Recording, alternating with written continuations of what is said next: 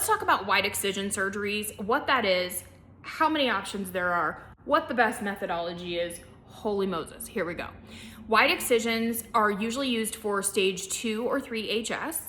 They typically happen when you have an area that has a lot of HS in it. So an armpit, for instance, that has a lot of HS, a lot of tunneling, a lot of nodules, that needs the entire area to be removed. So as we had talked about before, if you don't have a diffuse area that is covered like that, a great option are the de-roofing procedures. You can also have staged de-roofings, which means you can basically do kind of like a mini wide excision at a time, where they take certain pieces at one time so you're not down with an entire wide excision. So that's also something to take a look at. And it's really talking through with your dermatologist or surgeon or whoever is going to be doing the procedure to figure out what is best for you and for your circumstance. So wide excisions typically, again, cover a larger area of body surface. And your physician, this is done under general anesthesia if you're having a wide excision surgery. And what happens is they go in and they remove all of the diseased tissue. And there are a couple of different kinds of ways that these can be closed.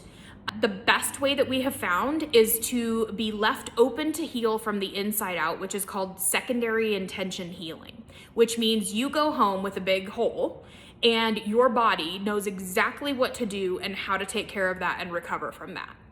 There's also procedures called flap procedures where they take part of your skin from another area on your body and cover that. One of my main concerns about that is, are you moving potential HS skin from one area to another? There's also an additional surgery piece of that to recover from, as far as where they've taken that flap from still has to recover as well. There's also skin grafts, which again, you take a large piece, typically from your thigh would be harvested, and then put over the open area. And again, are you moving skin that may have the potential to have HS in it to another area of your body that you have just eradicated that HS from? The other part of doing skin grafts, if they do harvest it that way, is that it is another really, really painful area to heal from. Listen, we have enough scars. We don't need to intentionally make more where we didn't have them to begin with. So the other thing that is of note with a skin graft surgery is that if that skin graft fails, which is a real potential, you end up healing via secondary intention anyway. So there has been a lot of talk about people thinking that grafts or flaps will heal more beautifully than wide excision surgery, than via secondary intention.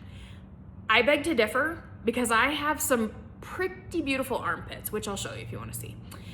I think that they heal beautifully. And the other thing about this is our body knows what to do. Another added benefit of healing via secondary intention is that there are no hair follicles in scar tissue, which means the likelihood of having HS recur in those areas is very slim, because when your body is healing and growing that new skin, there are no hair follicles in that skin. That's heaven. With the flap, you're taking another piece of skin that could potentially have HS hair follicles in it. Same thing with the graft piece of it. So just a couple of things to take into consideration. Again, talk to your physician about your specific instance. Do not be talked into something that you are not comfortable with. Please hear me again. Do not allow yourself to be bullied or talked into something you're not comfortable with. If you've done your research and you want to heal via secondary intention, stand your ground. And if you have trust in your surgeon, you will have a wonderful recovery, I hope. Because it's important for you to have trust and faith in the surgeon who's doing your surgical procedure, and knowing that they listened to you and what was best for you. So again, please do your research, look at all the different options, talk to your physician about them, make a good decision for you, and don't feel like you have to do something because this is what the physician says they do. Just like with anything else, there are more physicians and surgeons out there. So if you don't feel comfortable, or if you don't feel like you are aligning with them in the kind of procedure that you're looking for, then please do your due diligence and move along to somebody else. The last thing I want to say on this is that, unfortunately, as HS is growing in popularity and notoriety, there are a lot of people out there right now promising you that with a surgery you can have a cure. That is complete crap. There is no cure for HS. The closest you can get is by having medication and working with surgery as well. But please do not, anybody who says that they can cure you, anyone who is bringing patients on to TikTok, there's one physician in particular who I'm sure we all know who he is, who claims that he is an HS specialist surgeon. You guys, avoid these people, really. If you have to put yourself out there and say things like that, it's very, very concerning. And I know some backstory behind this that we won't go into, but please, please, please do your due diligence. Make sure that you trust the surgeon that you're with. If they're asking you to film this, don't. This should be a private, personal thing. Share your journey afterwards. Share your journey on your own. But if they're asking you to be posted on their platform, that should be something as a huge red flag for you. So please take care of yourself. It's a big decision to decide if you want to have this kind of surgery or not.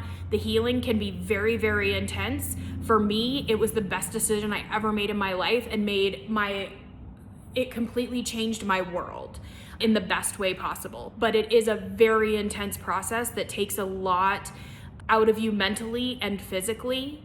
But the after effects for me were well worth it, and I ended up doing it another 6 or 7 times. So obviously it proved fruitful. But please make sure that you're prepared going into this, and feel free to reach out with questions. We're happy to answer them as they come up. Hope this was helpful.